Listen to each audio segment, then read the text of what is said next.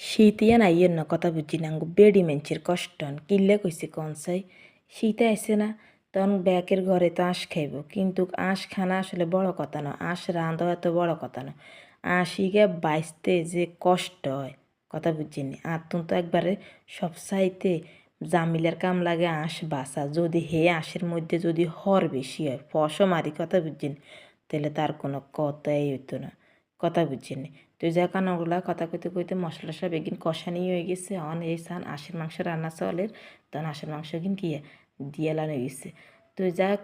জিয়ান কইতাম লাগছিলাম আর অন্য কোনো মাংসের মধ্যে এত ঝামেলা লাগে না কিন্তু আঁশ বাসার মধ্যে কি মেলা ঝামেলা তে ঝামেলা গান কিন্তু ফুয়াইতে হয় আঙ্গো বেডি সেরে বেড়া মানুষ এটা কি ঝামেলা ফুয়ান লাগে না হাতারা আনে দিছে এই পর্যন্ত শেষ আমরা এটা রেডি করি একবারে দুই টুই কুড়ি কাড়িয়ে সান অনেকে রান্না কমপ্লিট হয়ে গেছে একা কমপ্লিট করে সামনে দিম কথা বুঝছেন তো যাই হোক তখন রান্না কান কিরকম হয়েছে কমেন্ট করে জানাই আর কে কে শীতে আঁশ খাইয়ে লেছেন অলরেডি তাও